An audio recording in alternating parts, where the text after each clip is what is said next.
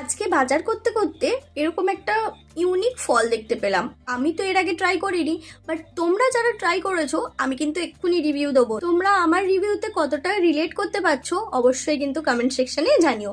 আর যারা যারা ট্রাই করোনি তারা রিভিউটা দেখে নাও, তারপরে রিভিউয়ের লাস্টে গিয়ে বলবো যে ট্রাই করবে কি করবে না, ওয়ার্থ ইট নাকি ওয়ার্থ ইট না। গুগল করেছিলাম, এর নাম দেখাচ্ছে পার্সিমন। সো এটা একটু এক্সপেন্সিভ, মানে একটা ফলই আমার 100 টাকা নিয়েছিল।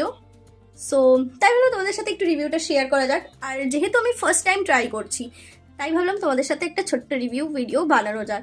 ফলটা ফার্স্টে মাঝখান দিয়ে কাটলাম। মাঝখান থেকে কাটলে কিছুটা মানে মনে হচ্ছে লাইক সপেদা যারা খায় সপেদার মতো। কোনো বীজ টিজ কিন্তু আমি এর মধ্যে পাইনি। ফলটার খোসাটা হচ্ছে টমেটোমের মতো, মানে একদম চকচক চকচক করছিল, বাইরেটা প্লাস্টিকের মতো।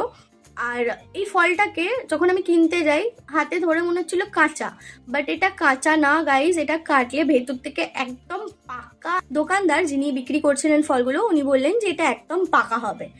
তো সেরকমই। আর দেখো কাটার সময় কেমন হাত থেকে পিছলে যাচ্ছে, মানে লাইক পেঁপে কাটলে যেমন হালকা হাত থেকে পিছল টাইপের হয়ে যায়, সেই রকম কিছুটা লাগছিল। আচ্ছা, এবার টেস্টিংয়ের পালা। টেস্ট করে যেটা বুঝলাম সেটা হচ্ছে এই ফ্রুটটা ভীষণ ভীষণ সুইট, মানে এতটা সুইট, মানে কি বলবো, লিটারালি মনে হচ্ছে ওর মধ্যে কেউ চিনির রস করে দিয়ে দিয়েছে।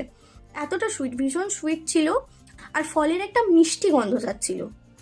ওয়ান টাইম ট্রাই, বা তোমরা যদি যারা যারা ফল খেতে পছন্দ করো তারা কিন্তু ট্রাই করতে পারে। আর বাচ্চারা যারা সুইট মানে মিষ্টি ফলগুলো খেতে পছন্দ করে তারা কিন্তু খেতে পারে।